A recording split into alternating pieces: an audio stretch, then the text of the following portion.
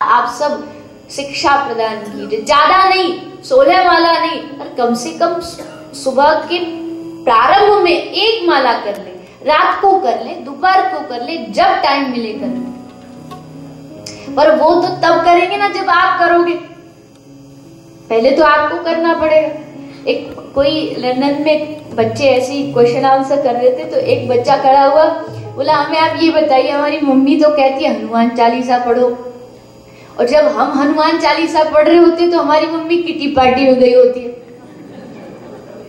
तो क्या खाक हनुमान चालीसा पढ़े? बात तो बिल्कुल सही है।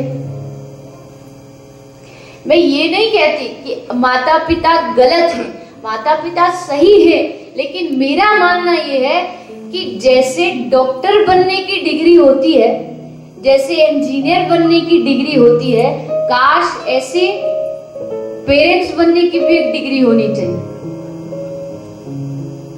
कोई माँ बाप गलत नहीं चाहता अपने बच्चों के लिए, लेकिन कई बार हम अनजाने में ऐसी चीजें कर देते हैं जो हमको नहीं पता होता। आप एक छोटा बच्चा, आप उसको स्टोर में ले जाओ, वो आपसे जिद करेगा कि मुझे कोई टॉय खिलौना चाहिए, वो भी क्या, बंदूक। तो आप क्या सोचते हैं, बच्चा ही तो है, दिला दो, बच्चों को दिला देते। और वो बच्चा उस गन को लाके क्या करेगा, वो अपनी बाप की खोपड़ी पर रख देगा। अब आप क्या सोचेंगे, अरे बच्चा है, खेल रहा है, आनंद कर रहा है, लेकिन ये खेल उसके आगे के जीवन को बना रहा है, उसके आगे के जीवन में ये सब चीजें जुड़ रही हैं, ये विचार अभी से जुड़ते जा रहे हैं। बच्चों के खिलौने तक से असर पड़ता है कि बच्चे का भविष्य कैसा हो, लेकिन उस समय हम ध्यान नहीं देते, जब बड़े हो जाते तब फिर ध्यान देते, अरे अब कहना नहीं मानता।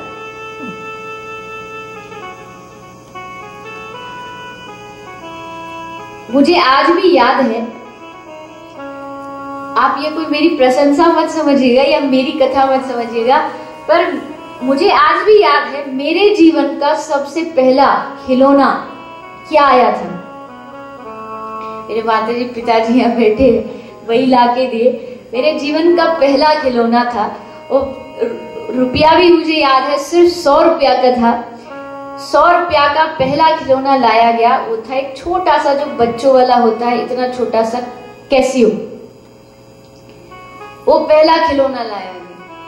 अब जब आप उसको लाओगे तो उसको आपको कुछ करने की आवश्यकता नहीं। लोग पूछते आपने संगीत कहाँ से सीखा, मुझे आज तक नहीं पता कहाँ से सीखा। वो बचपन में इधर उधर खेलने के बजाय वो खिलौना आया तो उसी में लगते लगते वो भी आ गया। माइक पर बोलना ये तो 7 वर्ष की उम्र में शुरू हुआ, उससे पहले ही एक छोटा सा लकड़ी का माइक बना करके, उस माइक पर ऊपर ये जैसा गोल है, उस पर एक कॉटन लगा करके, यही हमारा खेल हुआ करता था। 2-4 बच्चे पड़ोस के आए, इकट्ठे हो गए, सब बैठ गए और बस खड़े हो गए भाषण दो। तो यानी भाषणबाजी का जो शौक है बचपन से ही है।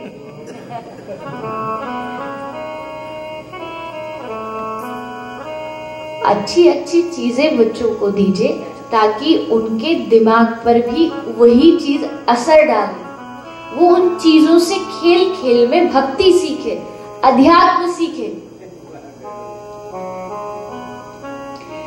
और ऐसे विदेश की धरती पर तो ऐसे संस्कारों की बहुत आवश्यकता है। और यहाँ के माता पिता भी, मैं प्रार्थना करूं आप सबसे, ये बात आप सबसे छुपी नहीं है, विदेश का एक सबसे बड़ी परेशानी है, बहुत बच्चों का भविष्य बिगड़ रहा है। किस कारण से?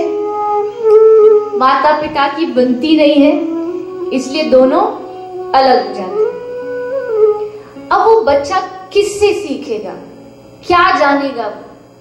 और ये आप जानते, मुझे बताने की जरूरत नहीं, यहाँ विदेशों में कितना हो रहा है। जरा सी बात पे झगड़ा हुआ तो कोई दूसरा सॉल्यूशन दिखता नहीं, बस पेपर दो, डिवोर्स लो और राधे राधे।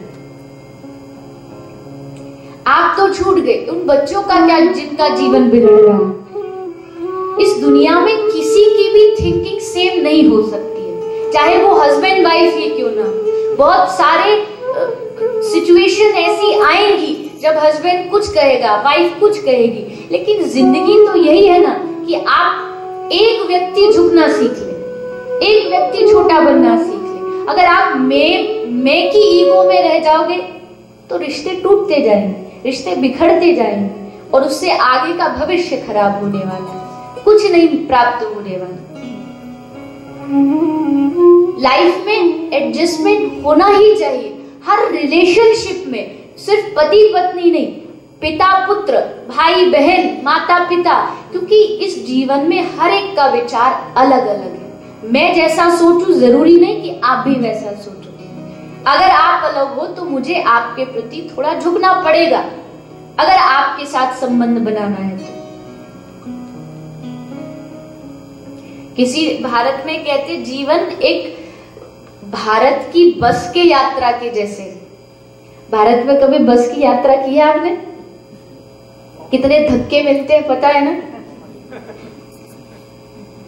आप बस में चढ़ो तो पहले से धक्के खाने के लिए तैयार हो जाओ। ये मत सोचो बस में चढ़ेंगे तो कोई आएगा हमारी आरती उतारेगा, आइए आइए पधारिए हमारी बस धन्य हो गई, आइए बैठिए सीट पर, आपके लिए स्पेशल सीट को साफ करे, चद्दर बिछाए, बोले बैठिए। नहीं होने वाला। एडजस्ट धक्के खा के यात्रा पूरी होगी। जीवन भी वैसा है। आप सोचो सुखी सुख मेरे जो मैं चाहूं वही होता रहे तो नहीं हो सकता, कुछ एडजस्ट करना पड़ेगा। ये आज के इस देश में, भारत में भी होता है पर कम होता है, बहुत कम होता है। बड़े बड़े सिटियों में धीरे धीरे शुरू हो गया है, लेकिन विदेशों में बहुत बड़ी परेशानी है, बच्चों का भविष्य खराब हो रहा है। तो बातें तो बहुत सारी है, लेकिन कहना सिर्फ इतना है कि बच्चों को अच्छे संस्कार, अच्छा भविष्य दे, ताकि हमारे आगे का जो समाज है वो बहुत अच्छा रहे, क्योंकि बच्चे देश का भविष्य है। आजकल के बच्चे, मैं ये नहीं कहती कि भजन में नहीं है, भजन वो करना चाहते हैं, लेकिन बस उनकी कुछ अपनी जिज्ञासाएं हैं, आप उनका उत्तर अपने पास खोज लीजिए।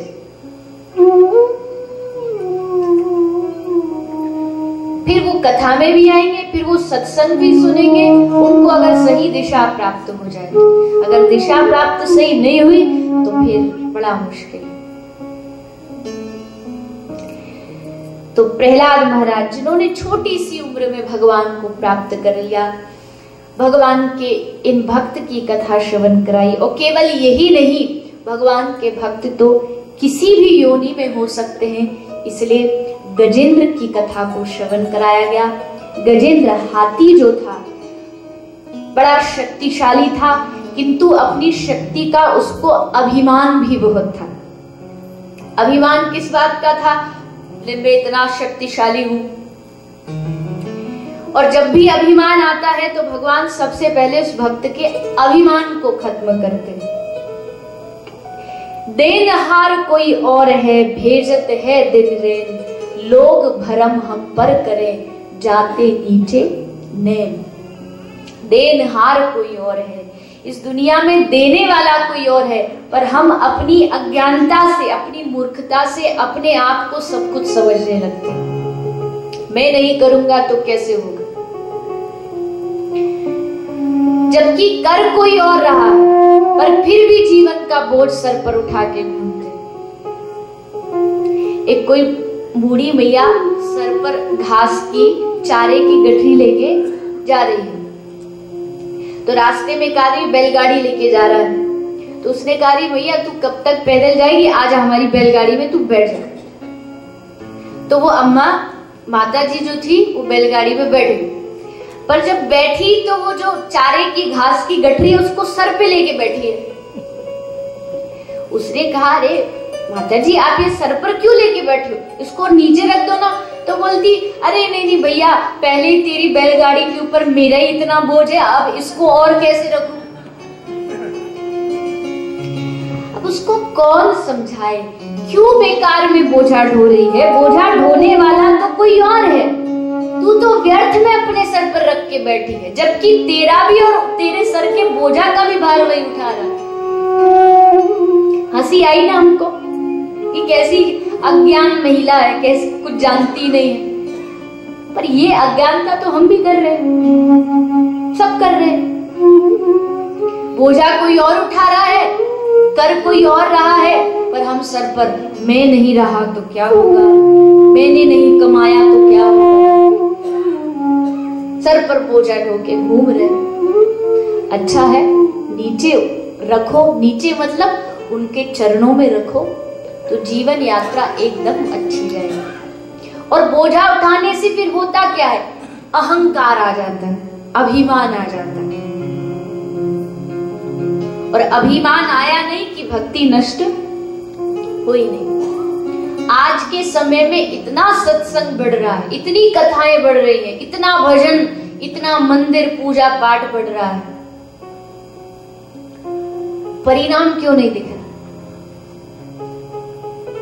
क्योंकि लोग सत्संग भी कर लेते हैं, मंदिर भी आ जाते हैं, पर ये सब करने के बाद क्या कह देते हैं, मैं रोज मंदिर जाता हूं।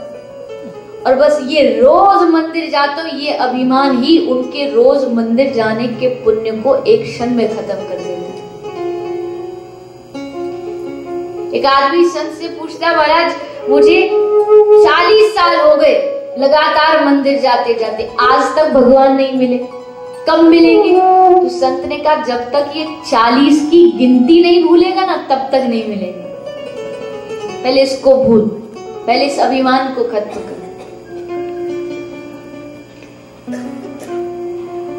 अच्छा, एक अनुभव, एक बड़ा मुझे प्रिय उदाहरण है, शायद सुना हो आपने, जो पहले कहा मुझे याद नहीं, लेकिन यहाँ पर कितने लोग हैं जिनको खीर बनानी आती है? सबको आती है? भाइयों को? तो शर्माते क्यों? अच्छी बात है, घर के काम में हाथ बटाना ही चाहिए। अच्छा, तो खीर बनाने के लिए क्या क्या सामग्री चाहिए, जरा लिस्ट बनाएंगे आप? सबसे पहले क्या चाहिए? पैसा। पैसा?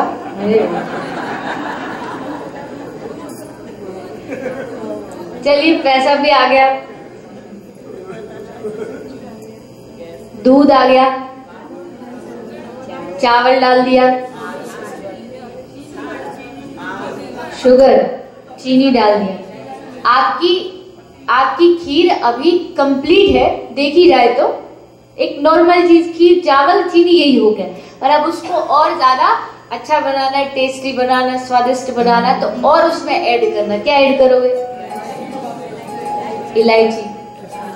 और एक एक बताइए, ऐसे थोड़ी एक कप भाग, टाइम है हमारे पास। बादाम डाल दिया। और अच्छा बनाना है, किशमिश डाल दिया। और अच्छा बनाना है,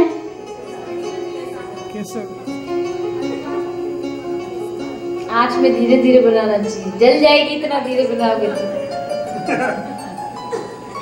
केसर भी डाल दिया। और अच्छा बनाना हो तो है,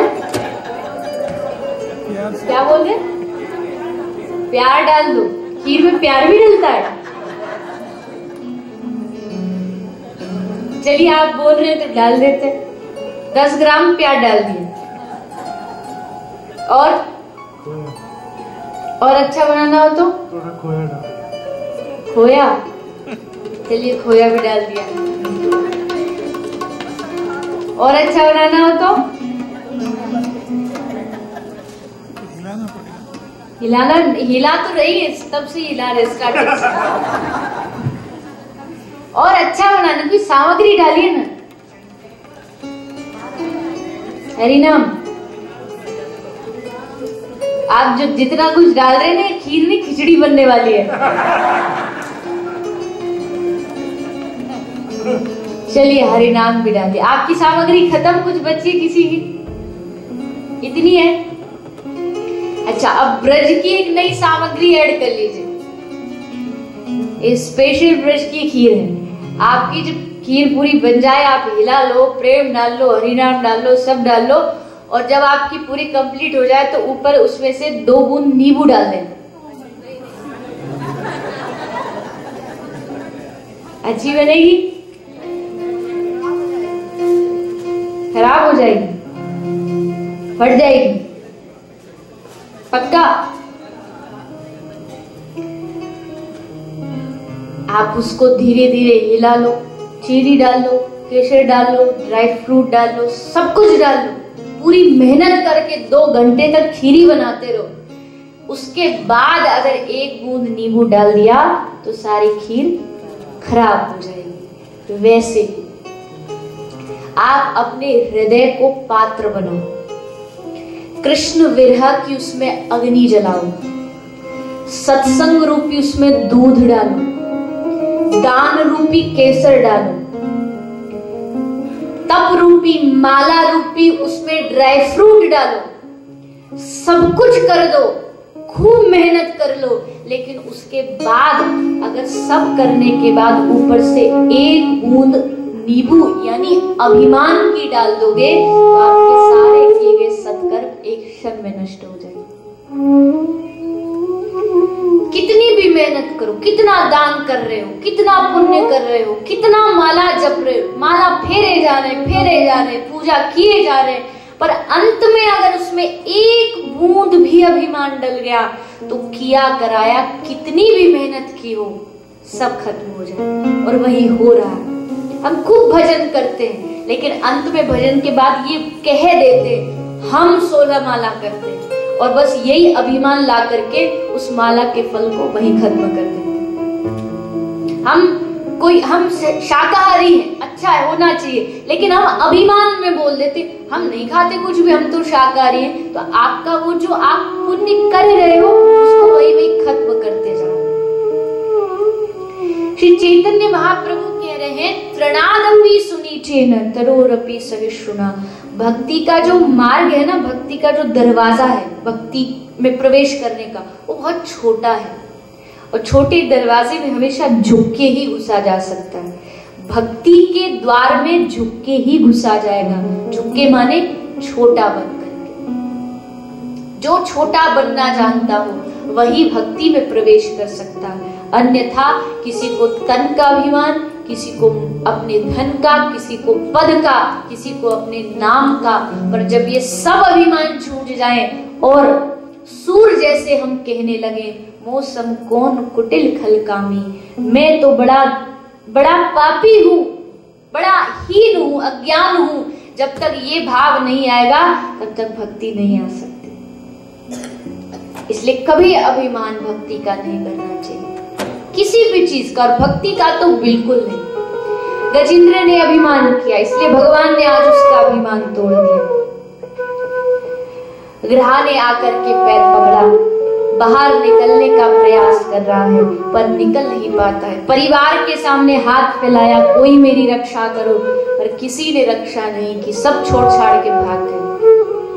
तब अंत में किसकी याद आई? कृष्ण कृष्ण महाभागो भक्ता नाम अभयंकर।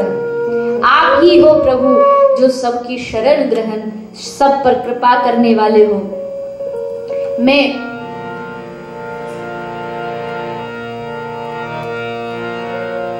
जगत वाले जब साथ छोड़ देते हैं, जब दुनिया के सब दरवाजे बंद हो जाते हैं, तब केवल 2 दरवाजे खुले रहते हैं। कौन से? एक भगवान का द्वार और एक आपके गुरु का द्वार। ये 2 द्वार ऐसे हैं जो तब भी खुले रहते हैं, अन्यथा कष्ट में धीरे धीरे सब साथ छोड़ने लगते हैं। इसलिए भक्त कह रहा है प्रभु मुझे केवल आपका साथ मिल जाए तो फिर दुनिया के साथ की आवश्यकता नहीं। जगत के रंग क्या देखूं, तेरा दीदार काफी है। दीदार समझते हैं? दीदार मतलब आपका दर्शन। करूं मैं प्यार किस किस से, तेरा बस प्यार काफी है। जगत के रंग क्या देखो, तेरा दीदार काफी है। जगत के रंग क्या देखो, तेरा दीदार काफी है। करूं मैं प्यार किस किस से, तेरा बस प्यार काफी है। करूं मैं प्यार किस किस से, तेरा प्यार काफी है।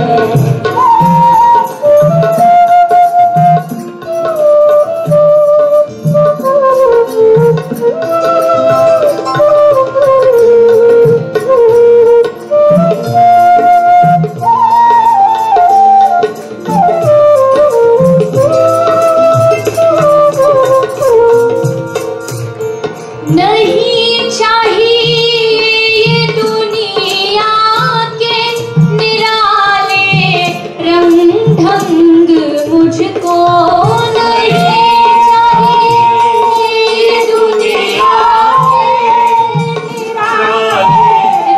रंग ढंग मुझको, नहीं चाहिए ये दुनिया के निराले रंग मुझको, नहीं चाहिए ये दुनिया के निराले रंग मुझको, निराले रंग मुझको।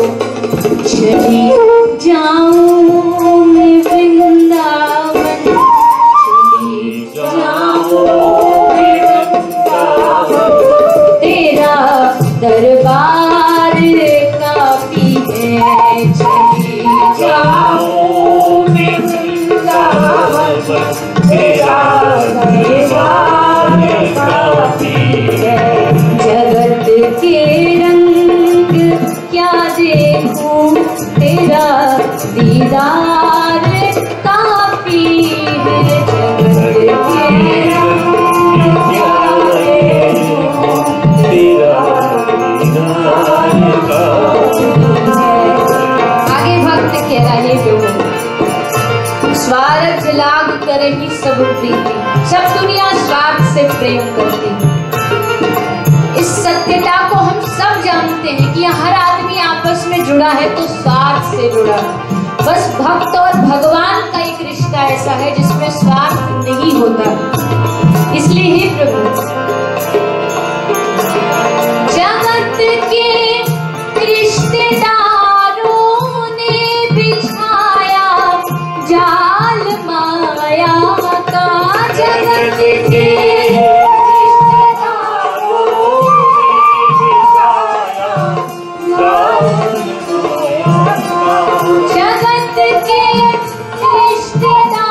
रिश्तेदारों ने बिछाया जाल माया का, जगत के रिश्तेदारों ने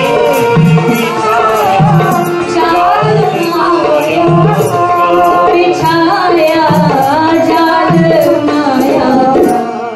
तेरे भक्तों से हो प्रीति, तेरे भक्तों से हो प्रीति, तेरा परिवार काफी है। तेरे भक्तों से हो प्रीति, तेरा परिवार काफी है। जगत के रंग क्या देखूं, तेरा दीदार काफी है। जगत के रंग क्या देखूं, तेरा दीदार काफी है। जगत के साज बाजों से हुए हैं कान अब बहरे, जगत के साज बाजों से हुए हैं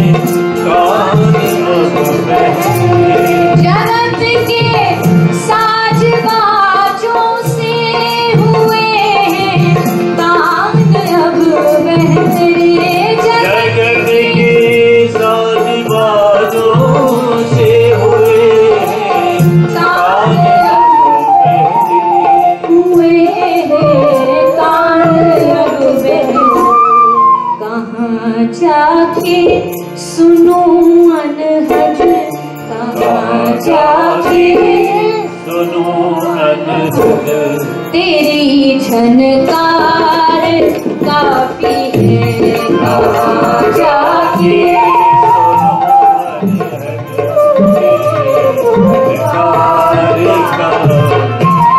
जगत के रंग क्या देखूं, तेरा दीदार काफी है। जगत के रंग क्या देखूं, तेरा दीदार काफी है। करूं मैं प्यार किस किस से, तेरा बस प्यार काफी है। करूं मैं प्यार किस किस से, तेरा भी प्यार काफी है। उसे नैना नैना नैना, उसे नैना नैना नैना, उसे नैना नैना नैना, उसे नैना नैना नैना, उसे नैना नैना, उसे नैना नैना नैना, उसे नैना। छाप तिलक सब छीनी रे, उसे नैना मिलई के, छाप तिलक सब छीनी। ऐसे देखो, यहाँ जितनों को ठाकुर जी ने हाथ दिया है ना, जिसने भी कृपा की, दोनों हाथ ऊपर करके,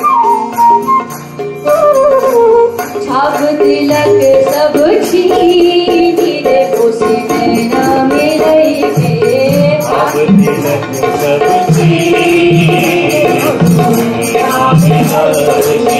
नैना मिलई के मोसे, नैना मिलई के, नैना मिलई के मोसे, नैना मिलई के मोसे, नैना मिलई के, नैना मिलई के मोसे, नैना मिलई के।